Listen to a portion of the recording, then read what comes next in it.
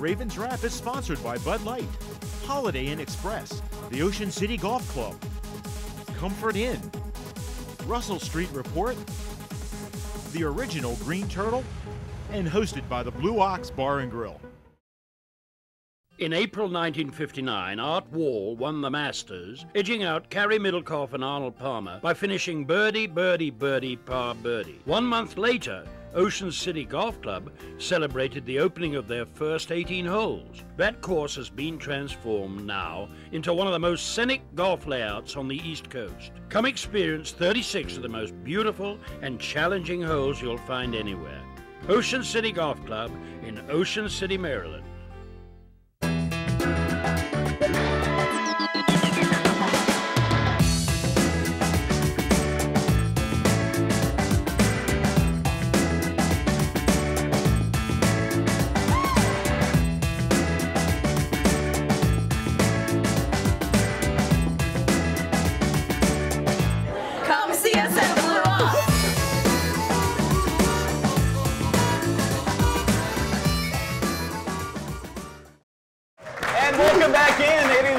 Original Green Turtles Ravens Wrap Show here on Comcast Peach TV and the strongest Ravens signaled affiliate on the Eastern Shore of Maryland, Delaware, and Virginia, 93.5 The Beach. Don't forget, upcoming game at 4:15 against the Steelers. If you're listening on the radio, pregame going to be taking place at 3:45. The entire crew there led by Jerry Sandusky, the other Jerry Sandusky. Don't forget, we're making it more than worth your while to come on down to the show every Wednesday, although next week we're doing it on Tuesday. Billy Carter's going to be our guest host, or I should say our guest panelist, that is, representing the Redskins. But we are giving away, what's that? They're called sacrifices. Sacrifices, yeah.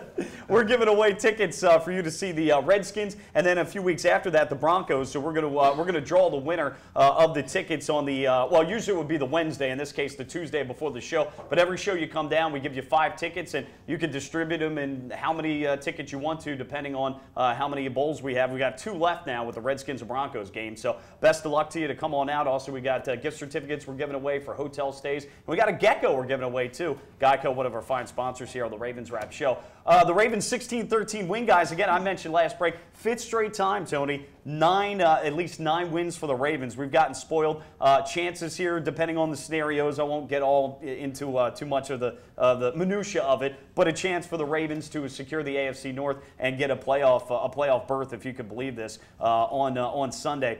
We talk about the tale of 2 halves again. Some numbers for you. Just shutout in the first half, 90 yards on 32 plays. Flacco was 8-16 for 59 yards. After halftime, they scored 13 points and 3 more in overtime. They gained 353 yards after halftime, including 296 from Flacco. The good, the bad, the ugly. Flacco was sacked 5 times for 39 yards. He was hit 6 times. Our buddy Antoine Barnes had a couple of sacks, 1 on each side against Orono. He'd love to play the Ravens every week. He would. He would. I mean, that's one of the factors, though, that goes into getting off to a slow start. A couple of sacks in the first half, certainly negative plays, again, make it very difficult with 2nd and 3rd long situations. You look at the offense, though, they did convert 12 of 24 third down opportunities. Now you also look at another stat, 11 times they faced 3rd and 7 or more. So, again, that makes it difficult for any offensive coordinator, whether it be the best one in the league, whoever you think that may be, or Cam Cameron. It does when you put yourself in those situations. And the offensive line, for whatever reason, the Ravens don't seem to vary their cadence on the road.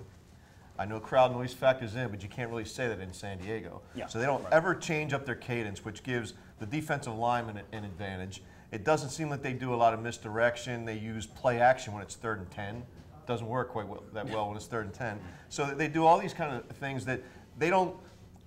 I know we say this a lot on this show, but you want to get the defenders to play slower, and you get them to play slower if you make them think. But if you do the same things over and over, they don't have to even worry about thinking. They just react, and that's when you're at a disadvantage. So it makes those offensive linemen at a huge disadvantage, and it makes it more difficult for them to pass protect it. And I think we saw that with KO. I think his play has really gone downhill in the last few weeks. Clutch assembly, and you know, I shudder to think what's going to be happening with him if they don't give him some help in the weeks ahead when they've got these premier pass rushers he's going to be facing. And it seems like we face at least one or two every week anyway, in that matter, at least two, I should say. But, I mean, John, you take a look at it again. There's some good, there's some bad to take out of this. Again, they get it done when they have to. I don't know. Well, we kind of diagnosed it. I mean, you'd like to say, is it one thing? Is it Cam? Is it Joe? Is it the offensive line? What have you? But it's always Harbaugh? Well, it could be that too. It's always a little bit of everything. Well, I mean, here's the deal, guys, and I go back to the same guy. But you know, if we have to decide if we said it early in the year when Flacco plays well and the Ravens play well, Flacco has the keys, right? We've been saying it all year. He finally has the keys. He has all the weapons. Well, if he's got the keys, then he's the one that starts the car. You know what I mean? So if he goes up to the line of scrimmage and he sees the middle of the field wide open, which it is often against the Steelers, it was repeatedly, and we just didn't take it. He needs to change the play. He needs to change the snap count. That's his call in the huddle. That's not Cam, and that's just the little details. If the guys are just flying off the ball, take the easy 5 yards. It's the little things where you have a struggling offensive line. Give them a little bit of an advantage. Ray Rice did get 30 touches. I think that matters. Ron, I mean, here we sit, and of course we're breaking it down because we care about, okay, we're pretty sure we're going to make the playoffs here. You know, from an outsider's point of view here, though, the Ravens are 9-2, and I know we're breaking it down. Just concerned about, okay, when we get to the playoffs or later in the season here to try to secure that second round bye, these are the issues we deal with. You look at the Steelers, they've had their issues among the offensive line over the last couple of years. They've tried to, you know, bolster that with some draft picks, although a couple of guys are hurt again and reshuffling, and, you know, Roethlisberger's been hurt, Leftwich got hurt. So it all starts in the trenches, though, that's for sure. Absolutely. I mean, you take a look at the offensive line, it's patchwork in Pittsburgh. Fortunately, they just activated DeCastro again. Going back to the Ravens, one of the things that always baffles me with that offense is when they get down into 3rd and 2 and 3rd and 1 situations, and they got a guy like Ray Rice, and they're trying to throw the ball, and it consistently happens in Baltimore, and I just don't understand it. And that's well, they don't even throw the ball to a high completion, high percentage play. They throw like these little flare outs. I mean, that's a. I've seen them throw fades on 3rd and 2. I mean, you know, these short yardage situations. Throwing at the Leach. Is that why we have Leach? Throwing the ball on 3rd and 1. He's a pretty good blocker. But you know, when I come out at it, I'm looking at, you know, when the stat that was staggering to me during the game was when they said, well, Baltimore's doing a lot better on 3rd down. They're 10 of 20. But when you watch that last drive, you have to think that Flacco had more control when they took that ball 80 yards down the field. And it seemed like the San Diego couldn't even stop him. Well, Tony, something that got pointed out, and we could actually go and talk about this upcoming with the Pittsburgh game and something the Ravens may have to do, but they talked about the Ravens in the first half, more traditional pro-style run-type sets. And coming into the game, San Diego was 3rd against the run overall in the NFL. You wonder, and in the second half, because John Harbaugh said because their backs were against the wall, they had to spread things out, open things up against the secondary of San Diego. That was 19th against the pass. You wonder if game plan-wise, it might not have been wiser to try to throw on 1st down, set up the run through the pass. I mean, it just depends on who you're playing, but in this case, that might have been the better way to go at it. It showed in the second half when they opened things up. You know, we had distinct advantages against their corners in the passing game. Well, you think that any time that an offensive coordinator or defensive coordinator is planning his game plan, that he wants to try to attack the weak link. And the weak link, obviously, isn't running the ball into the teeth of a good defensive rush defense. So you're right. I think you got to attack the weaknesses, and that's where I think Cam Cameron comes up short a lot of times, particularly when they're on the road. For whatever reason, they're just a Jekyll and Hyde on the road. And I think that when you get to the line of scrimmage, like John was saying, you got to have some equipment. You got to be able to check out of a play.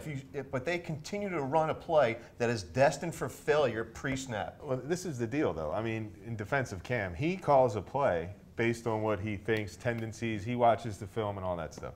But there is another guy. He can't be a complete mind reader. It's not like he has a crystal ball where, all right, the defensive coordinator's going to shake his magic 8-ball, and then he says, all right, run this play. Right. But, I mean, so he calls a play based on whatever tendencies he sees, but it's got to be the quarterback. It's got to be the quarterback that can't run a bad play.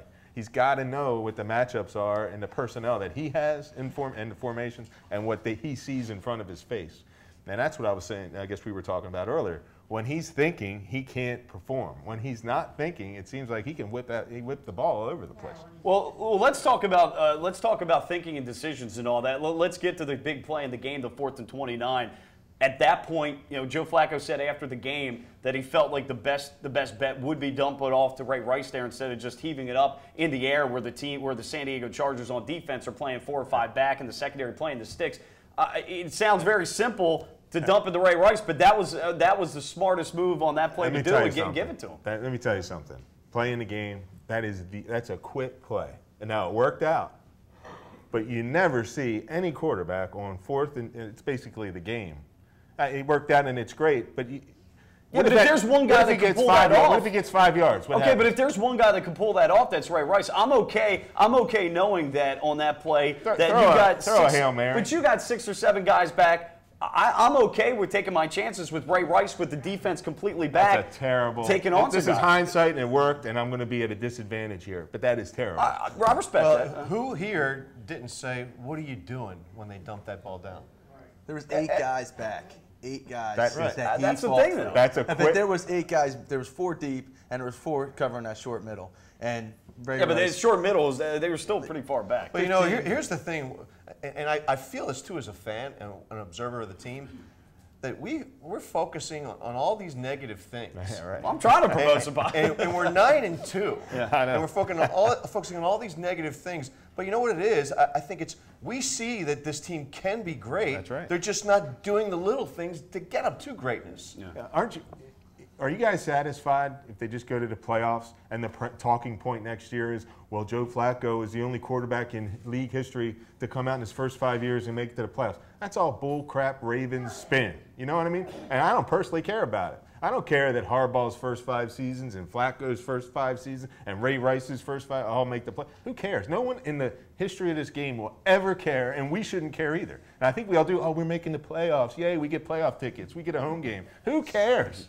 We should win. We should win Super Bowls. I want my quarterback to win Super Bowls, not get to the playoffs.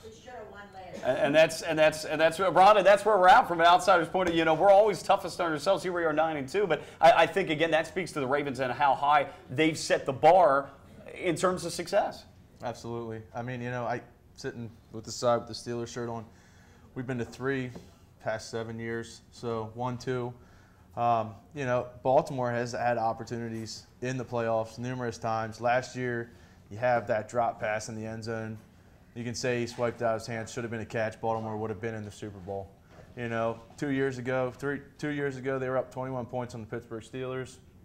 Again, somehow Pittsburgh finds a way to come back against Baltimore. Don't ask me how. I was sitting in my seat at Buffalo Wild Wings in Florida, about ready to cry, and then all of a sudden here comes this big turnaround. So John's right. It doesn't mean anything until you win a Super Bowl. I think the positive thing we can take, guys, as we wrap up this segment, though, is we last year, that New England game was at New England because of the fact that we lost at Jacksonville and we lost at Seattle. The Seattle loss not as bad. They finished the season actually pretty strong, but that Jacksonville loss was a killer. We win that. That game's in Baltimore. Okay, we're 4-2 on the road, I believe. We're winning these ugly games, okay? It's not pretty, but we're winning them. Still, we've got that number 2 spot for a bye, so we're putting ourselves in a pretty darn good position. Now, if we have to go to Houston, that's a different story, but we still have, X amount of games to play out. So, I think that is the positive end of things. We'll get into a lot more as we're going to start to talk about the upcoming game against the Steelers. We'll recap this 16-13 win again in overtime against the Chargers. More of the Ravens Wrap Show coming your way on Comcast Beach TV and the home of the Ravens on Del Marmor, 93.5 The Beach.